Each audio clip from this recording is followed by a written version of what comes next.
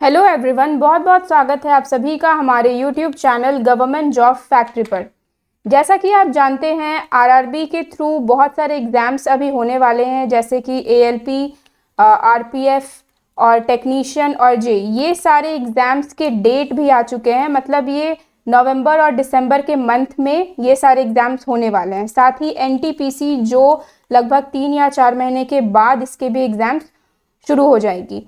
तो सबसे बेटर तरीका क्या होगा आपको इसकी तैयारी के लिए? टाइम तो काफ़ी कम है, तो आप क्या कर सकते हैं, PYQs यानी कि जो प्रीवियस ईयर क्वेश्चंस है उसे पढ़ सकते हैं। ठीक है, प्रीवियस ईयर क्वेश्चन आपको किसी भी बुक में मिल जाएगी, बट इस वीडियो में मैं पूरे डिटेल के साथ हर एक टॉपिक को बताने वाली हूँ। ठीक है, मतलब जितने भी क्वेश्चंस होंगे, उनके जितने भी ऑप्शंस है, उन सब के बारे में एक डिटेल एनालिसिस हम इस वीडियो में करने वाले हैं। ठीक है, ये वीडियो है मेरा लेक्चर 4, यानी कि पिछले 3 वीडियोस में हमने यूनिट फिजिक्स की ये जो टॉपिक है यूनिट, इस पर डिस्कशन किया था। ओके, तो चलिए शुरुआत करते हैं। पहला क्वेश्चन है, SI unit of pressure is, option है newton per centimetre square, newton metre square, newton per metre square या न्यूटन सेंटीमीटर स्क्वायर। तो सही ऑप्शन यहाँ पे आंसर हो जाएगा सी। ठीक है, न्यूटन पर मीटर स्क्वायर ये होता है unit of pressure, SI unit of pressure. ठीक है, अब आप देख सकते हो यहाँ कितने सारे एग्जाम्स में आरआरबी के ग्रुप डी, एनटीपीसी, जेई कितनी रिपीटेड क्वेश्चन है, ये बार बार इस क्वेश्चन को पूछा गया है। ठीक है, अब बहुत कोई ये कंफ्यूज हो गए कि SI यूनिट ऑफ प्रेशर जो है वो तो पास्कल है। ठीक है, तो फिर ये न्यूटन पर मीटर स्क्वायर कहाँ से आ गया?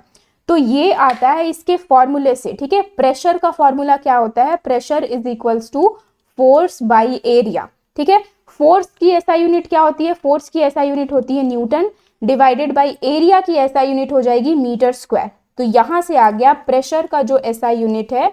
ठीक है, SI यूनिट ऑफ प्रेशर ये आ जाएगा न्यूटन पर मीटर स्क्वायर, जिसे हम पास्कल भी कहते हैं। ठीक है, तो आपको बहुत ही केयरफुल रहना है कि क्वेश्चन क्या पूछा जा रहा है और ऑप्शंस कौन से करेक्ट हो सकते हैं, ये भी आपको देखना है। न्यूटन पर सेंटीमीटर स्क्वायर ये भी हम कह सकते हैं कि यूनिट ऑफ प्रेशर हो सकता है अगर एरिया सेंटीमीटर स्क्वायर में गिवन हो तो। ठीक है, लेकिन न्यूटन मीटर स्क्वायर और न्यूटन सेंटीमीटर स्क्वायर ये दोनों प्रेशर के यूनिट्स नहीं हो सकते हैं।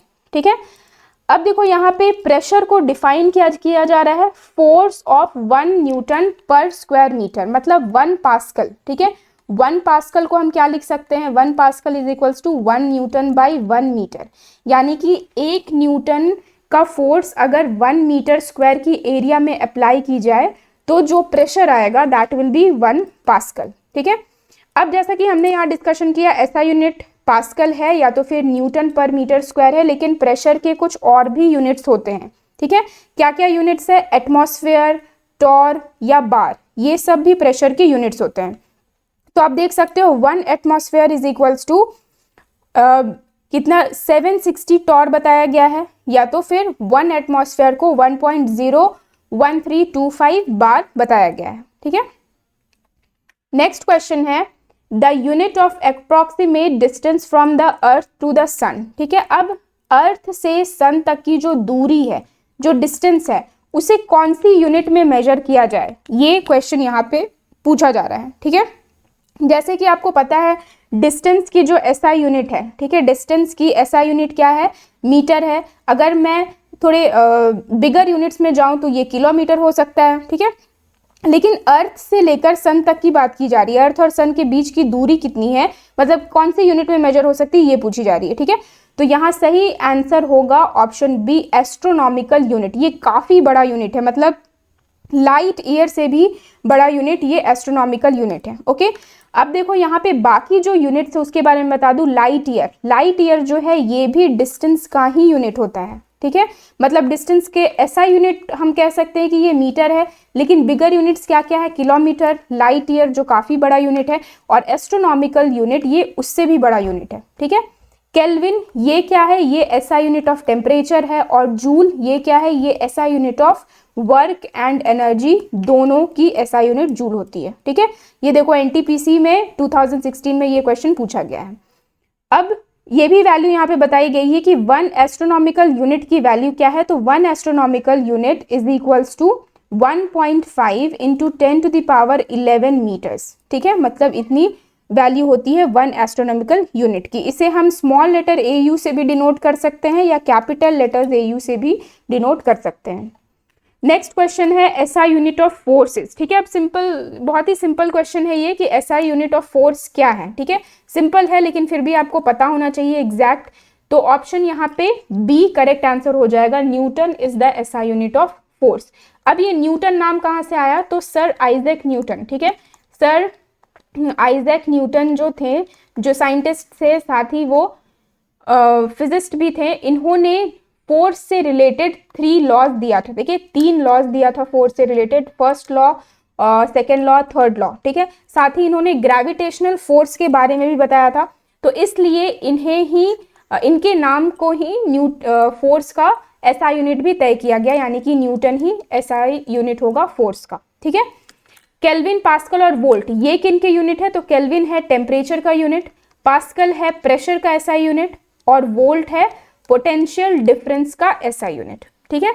अब अगर मैं फोर्स के बारे में बताऊं कि फोर्स एक्चुअली होता क्या है, ठीक है, तो किसी, जैसे जूनियर क्लासेस में आपने पढ़ा होगा एनी पुश और पुल, ठीक है, किसी चीज को धक्का लगाना या खींचना अपने तरफ, ठीक है, उसे हम फोर्स कहते हैं।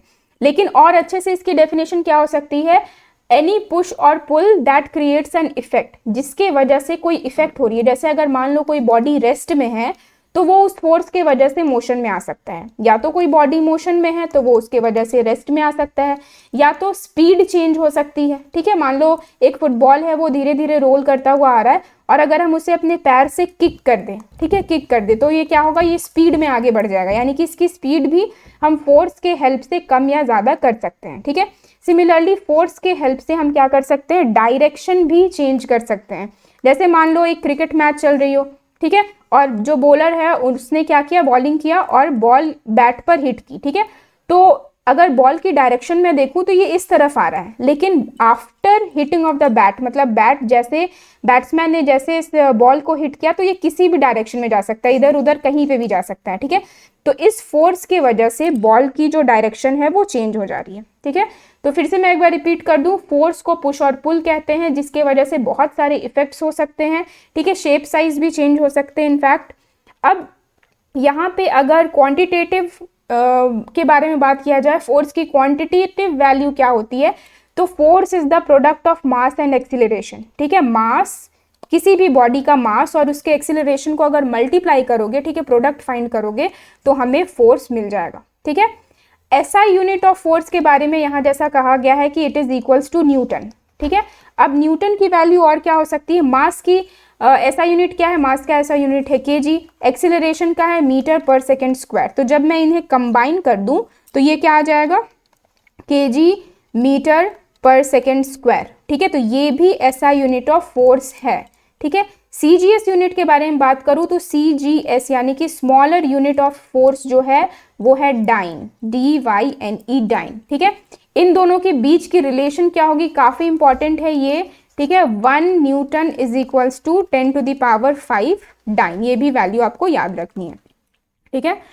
नेक्स्ट क्वेश्चन है, which of the following is not correctly matched. अब यहाँ पे इधर कुछ फिजिकल क्वांटिटीज दिए गए हैं, ठीक है, और इस तरफ कुछ SI यूनिट्स दिए गए हैं। अब कहा जा रहा है कि कौन सही से मैच नहीं किया गया है, ठीक है, कौन सा ऑप्शन यहाँ रॉन्ग है। ऑप्शंस है frequency hertz, magnetic flux Tesla, pressure pascal और इलेक्ट्रिकल कंडक्टेंस साइमन, ठीक है। तो कौन सा ऑप्शन यहाँ पे गलत है, तो सही उत्तर हो जाएगा ऑप्शन डी, मैग्नेटिक फ्लक्स, ठीक है। फ्रीक्वेंसी की जो यूनिट होती है वो हर्ट्ज होती है, SI यूनिट। प्रेशर की जो यूनिट है वो पास्कल है और इलेक्ट्रिक कंडक्टेंस की जो यूनिट है वो साइमन है, ठीक है। तो ये तीनों करेक्ट है, लेकिन मैग्नेटिक फ्लक्स की यूनिट टेस्ला नहीं होती है, वेबर होगा, ठीक है, WEBER वेबर होगा, ठीक है। अब देखो, और मैं इसके बारे में डिटेल में बताती हूँ। सबसे पहले यहाँ लेते हैं फ्रीक्वेंसी, ठीक है। तो फ्रीक्वेंसी क्या है, फ्रीक्वेंसी का मतलब क्या होता है, नंबर ऑफ वेव्स या नंबर ऑफ वाइब्रेशंस या नंबर ऑफ ऑक्सीलेशंस इन 1 सेकेंड, मतलब 1 सेकेंड में कोई बॉडी कितना वाइब्रेशंस कर रहा है, ठीक है, कितना वाइब्रेशन कर रहा है 1 सेकेंड में, उसे हम कहते हैं फ्रीक्वेंसी, ठीक है। इसकी SI यूनिट क्या हो जाएगी, इसकी SI यूनिट हो जाएगी हर्ट्ज, HZ, स्मॉल लेटर मतलब शॉर्ट फॉर्म इसकी HZ है, ठीक है। फिर प्रेशर के बारे में बात करें तो प्रेशर का फॉर्मूला क्या होता है, pressure is equals to force by area, और इसका ऐसा यूनिट हो जाएगा पास्कल। इलेक्ट्रिक कंडक्टेंस, जैसे रेजिस्टेंस होता है, रेजिस्टेंस की का मतलब क्या है, रेजिस्टेंस का मतलब होता है रुकावट, फ्लो ऑफ करंट में रुकावट लाना, ये रेजिस्टेंस है, ठीक है। अब इसका जस्ट रिवर्स यानी कि जस्ट ऑपोजिट या जस्ट उल्टा क्या हो जाएगा, कंडक्टेंस हो जाएगा। मतलब जैसे करंट को रेजिस्टेंस रोकता है, वैसे ही कंडक्टेंस जो है वो करंट को फ्लो होने में हेल्प करेगा, ठीक है। तो यहाँ से एक रिलेशन ये आ सकती है कि conductance is equals to 1 by resistance, ठीक है, बहुत ही इंपॉर्टेंट है ये, conductance is equals to 1 by resistance. अब रेजिस्टेंस की यूनिट क्या होती है, ओम होती है, तो कंडक्टेंस की यूनिट क्या हो जाएगी, 1 बाई ओम, ठीक है, जिसे हम क्या कह सकते हैं, पर ओम भी कहते हैं। अब इसी पर ओम को साइमन कहा जाता है, ठीक है, साइमन कहा जाता है। तो अब अगर आप कंफ्यूज हो रहे हो कि ये साइमन क्या है, तो आप याद रखना पर ओम या 1 बाई ओम को साइमन कहा जाता है, ठीक है। अब जो यहाँ पे रॉन्ग ऑप्शन थी, मतलब मैग्नेटिक फ्लक्स जिसका टेस्ला नहीं होगा, तो फिर क्या होगा, वेबर, ठीक है, उसकी वैल्यू सॉरी एसआई यूनिट जो है वो वेबर होगी। अब टेस्ला किसका एसआई यूनिट है, तो Tesla is the SI unit of magnetic flux density, ठीक है। नेक्स्ट क्वेश्चन है SI unit of displacement is. अब ये सबसे पहले तो मैं बताऊं ये डिस्प्लेसमेंट का मतलब क्या है। जैसे बहुत लोग कंफ्यूज होते हैं कि डिस्टेंस और डिस्प्लेसमेंट ये दोनों क्या सेम है या डिफरेंट है, ठीक है। तो डिस्टेंस, सबसे बड़ी डिफरेंस तो ये है कि डिस्टेंस जो है वो एक स्केलर क्वांटिटी है, ठीक है, और डिस्प्लेसमेंट जो है ये एक वेक्टर क्वांटिटी है। अब स्केलर का मतलब क्या हुआ, तो स्केलर का मतलब ये हुआ कि ऐसी क्वांटिटीज, ऐसी चीज़ें जिनकी सिर्फ मैग्नीट्यूड हो, मतलब जिनके सिर्फ वैल्यू हम पता कर सकते हैं, ठीक है। जैसे अगर मैं कह रही हूँ कि इस पर्सन की हाइट क्या है, तो वो बता सकता है हाँ 5.3 फीट हाइट है, ठीक है, कोई डायरेक्शन नहीं, बस मैग्नीट्यूड बता सकता है, यानी कि वैल्यू बता सकता है। लेकिन वेक्टर का मतलब क्या होता है, वेक्टर का मतलब होता है मैग्नीट्यूड के साथ साथ डायरेक्शन भी मेंशन करना, मतलब जिस फिजिकल क्वांटिटी की मैग्नीट्यूड के साथ साथ डायरेक्शन का भी पता चले, जिससे उसे हम वेक्टर कहेंगे, ठीक है। जैसे अगर मैं कह रही हूँ I am going 1 kilometre towards east, ठीक है, मतलब मैं ईस्ट के तरफ 1 किलोमीटर ईस्ट के तरफ अगर मैं जा रही हूँ, ठीक है, तो ये हो गया वेक्टर क्वांटिटी। अब मैं वापस आती हूँ यहाँ डिस्टेंस और डिस्प्लेसमेंट में। तो डिस्टेंस का मतलब क्या होता है, दो पॉइंट्स के बीच की जो दूरी है, जो पाथ है, ठीक है, जो पाथ है, जैसे मान लो ये और ये पॉइंट है, अगर मैं स्ट्रेट लाइन ड्रॉ कर रही हूँ तो और इस पर चलकर अगर जा रही हूँ तो ये मेरा डिस्टेंस हो गया, ठीक है। और मान लो अगर ये हमारा घर है और ये हमारा ऑफिस है, अगर मैं इस रास्ते को तय कर रही हूँ, ठीक है, ये जो कर्व्ड लाइंस मैंने बनाया है, इस रास्ते को अगर मैं तय कर रही हूँ तो इसका डिस्टेंस जो होगा वो यही हो जाएगा, एग्जैक्ट यही होगा। लेकिन डिस्प्लेसमेंट का मतलब क्या होता है, इनिशियल पोजीशन से फाइनल पोजीशन तक का सबसे शॉर्टेस्ट लेंथ, मतलब स्टार्टिंग पॉइंट से एंड पॉइंट तक का जो सबसे शॉर्टेस्ट लेंथ है उसे हम डिस्प्लेसमेंट कहेंगे। जैसे यही सेम एग्जांपल ले लो, मान लो ये हमारा हाउस है और ये ऑफिस है, और अगर मैंने इस रास्ते को तय किया है, ठीक है, ये ओरिजिनल पाथ है, तो ये तो डिस्टेंस हो गया। लेकिन डिस्प्लेसमेंट क्या होगा, स्टार्टिंग पॉइंट। तो स्टार्टिंग पॉइंट क्या है, ये हमारा घर जो है ये स्टार्टिंग पॉइंट है, और जो हमारा ऑफिस है वो क्या है, एंड पॉइंट है। तो इन दोनों के बीच की जो शॉर्टेस्ट डिस्टेंस है, मतलब ये लाइन, ये हो जाएगा डिस्प्लेसमेंट, ठीक है। तो डिस्प्लेसमेंट मतलब शॉर्टेस्ट डिस्टेंस या शॉर्टेस्ट लेंथ कह सकते हैं इनिशियल और फाइनल पॉइंट के बीच का, और डिस्टेंस हो जाता है जो एक्चुअल पाथ है जिस पर हम चलकर जा रहे हैं, ठीक है। तो ये डिफरेंसेस थी। और भी पॉइंट ऑफ डिफरेंसेस है कि डिस्प्लेसमेंट जो है वो जीरो हो सकता है, it can be zero, zero हो सकता है। कब कब जीरो होगा, जब उसकी स्टार्टिंग पॉइंट और एंड पॉइंट सेम हो। जैसे मान लो मैं यहाँ से घूम कर, ठीक है, वापस इसी पॉइंट पर आ जा रही हूँ, मतलब मेरा स्टार्टिंग पॉइंट और एंड पॉइंट दोनों सेम है, तो इस केस में डिस्टेंस तो कुछ कवर होगा लेकिन डिस्प्लेसमेंट जीरो है, ठीक है। लेकिन डिस्टेंस कभी भी जीरो नहीं हो सकता। जैसे इसमें पॉइंट था कि it can be zero but it can not be zero, ठीक है, ये जीरो नहीं हो सकता है।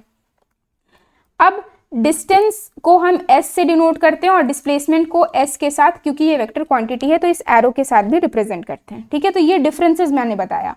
अब अगर मैं बात करूं SI यूनिट की, तो दोनों की SI यूनिट मीटर होती है, ठीक है, चाहे वो डिस्टेंस हो या डिस्प्लेसमेंट हो, दोनों की एसआई यूनिट मीटर होती है। तो देखो हमें यहाँ पे आंसर मिल गया, यूनिट ऑफ डिस्प्लेसमेंट क्या आ जाएगा, मीटर आ जाएगा। किलोमीटर क्या है, ये भी मतलब डिस्टेंस और डिस्प्लेसमेंट की यूनिट है, but it is not SI unit. Similarly centimetre भी यूनिट है बट एसआई यूनिट नहीं है, ठीक है।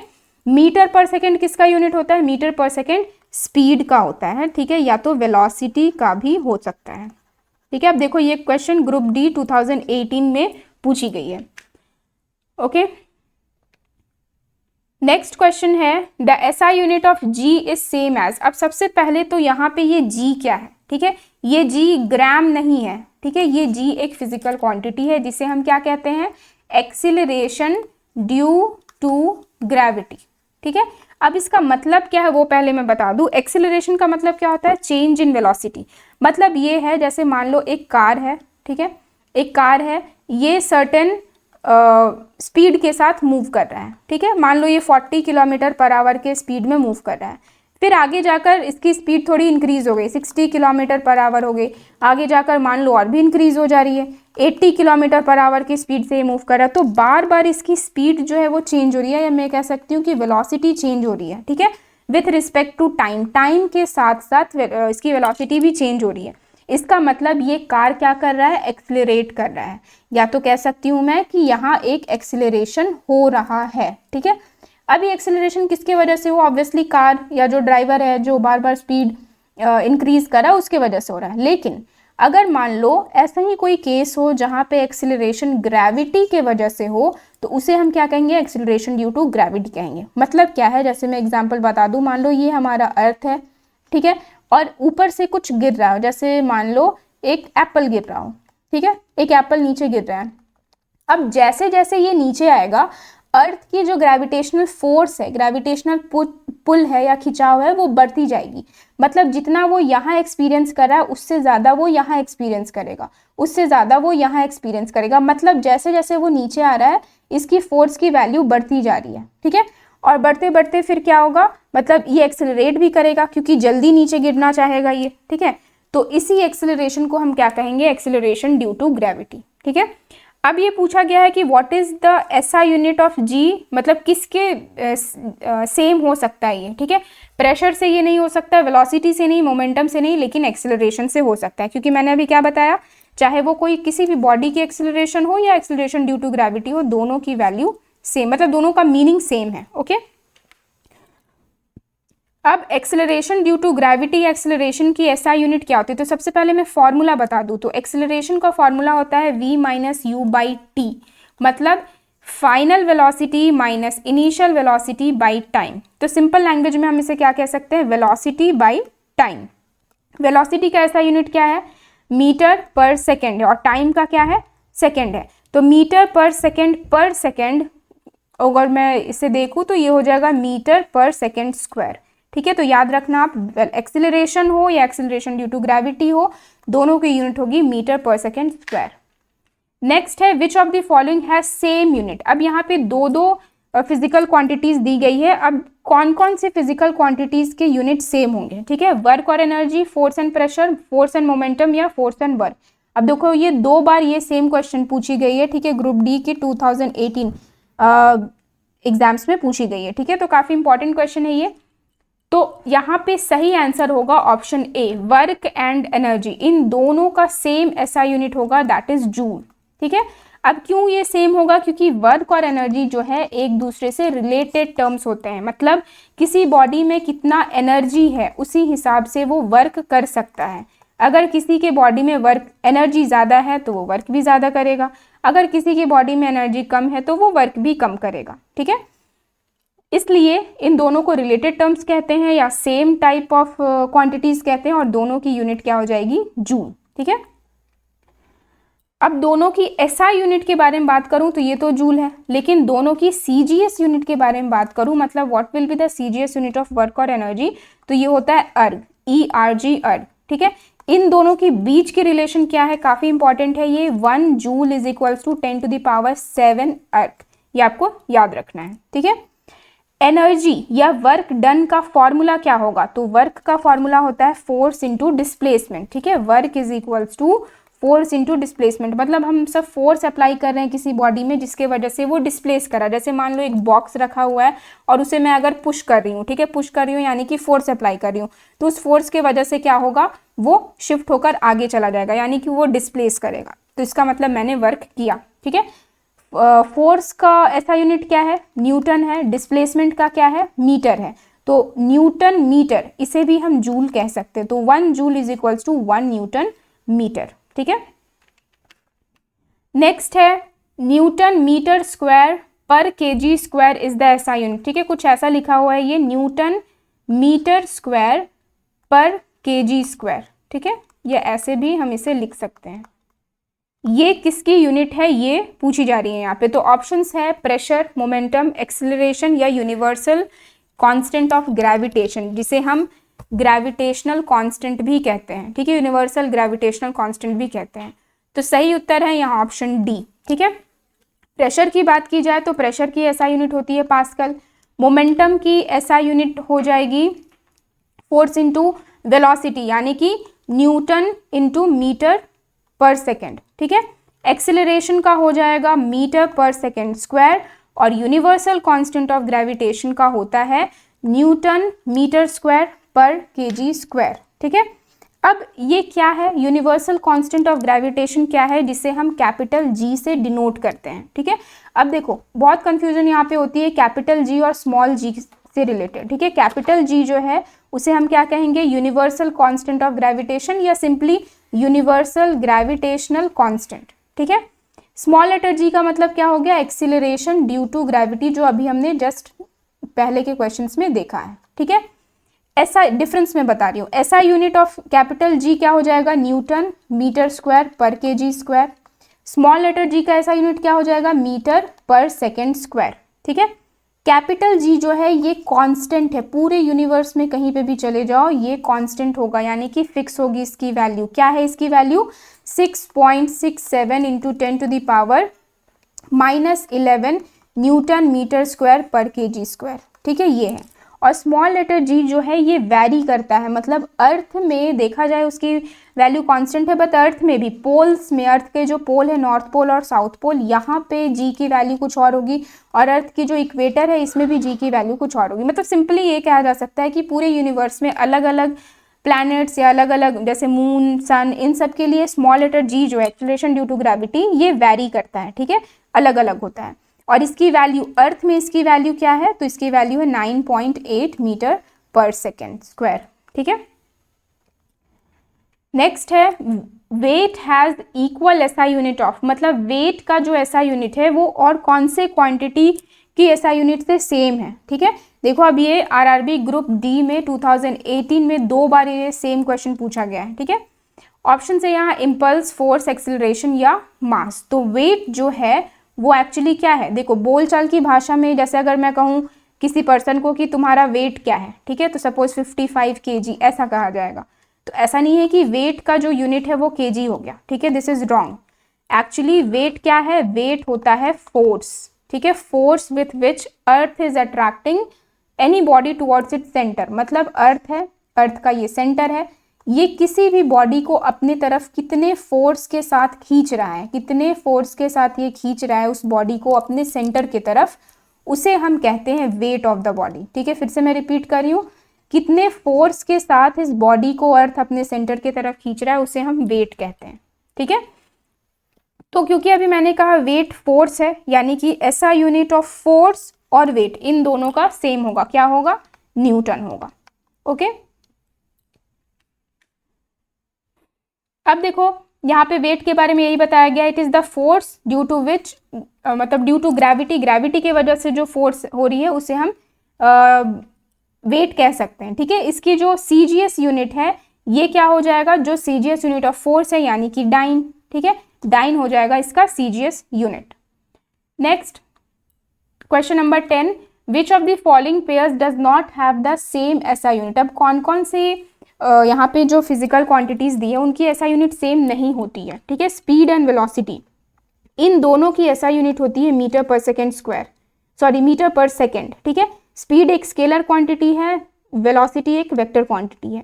वर्क एंड एनर्जी, इन दोनों को यूनिट होती है जूल, अभी थोड़ी देर पहले भी मैंने ये डिस्कशन किया। डिस्प्लेसमेंट एंड डिस्टेंस, ये भी मैंने डिस्कशन किया, इन दोनों की यूनिट होगी मीटर, मतलब डिस्प्लेसमेंट एक वेक्टर क्वांटिटी है और डिस्टेंस एक स्केलर क्वांटिटी है, ठीक है। लेकिन फोर्स एंड प्रेशर ये दोनों से ना ही सेम क्वांटिटीज है, ना ही इनके यूनिट सेम है। फोर्स का यूनिट होगा न्यूटन और प्रेशर का यूनिट होगा पास्कल, ठीक है, ये आपको याद रखना होगा। ये भी देखो ग्रुप डी 2018 में दो बार ये सेम क्वेश्चन पूछा गया है, ठीक है, ये रिपीटेड क्वेश्चन है, ठीक है। तो आप याद रखना फोर्स की एसआई यूनिट न्यूटन हो जाएगी और प्रेशर की पास्कल, ठीक है। फोर्स का फॉर्मूला क्या होता है, मास इनटू एक्सीलरेशन, मास का यूनिट क्या है केजी, एक्सीलरेशन का है मीटर पर सेकेंड, यानी कि मीटर पर सेकेंड स्क्वायर। तो 1 newton will be equals to 1 newton will be equal to kg, मतलब 1 kg metre per second square, ठीक है। प्रेशर का फॉर्मूला क्या होता है, प्रेशर का फॉर्मूला होता है फोर्स बाई एरिया, फोर्स का ऐसा यूनिट है न्यूटन, एरिया का मीटर स्क्वायर, तो 1 पास्कल को हम कह सकते हैं 1 न्यूटन पर मीटर स्क्वायर, ठीक है। तो आज के लिए बस इतना ही। ये जितने भी क्वेश्चंस मैंने डिस्कशन किया ये सारे प्रीवियस ईयर क्वेश्चंस हैं, ठीक है, आरआरबी के थ्रू ये पूछे गए हैं और काफ़ी इंपॉर्टेंट भी है, आपको ये सब कुछ याद भी रखना पड़ेगा, ठीक है। तो अगर आपको ये वीडियो अच्छी लगी हो तो आप इसे लाइक करें, सब्सक्राइब करें हमारे चैनल गवर्नमेंट जॉब फैक्ट्री को।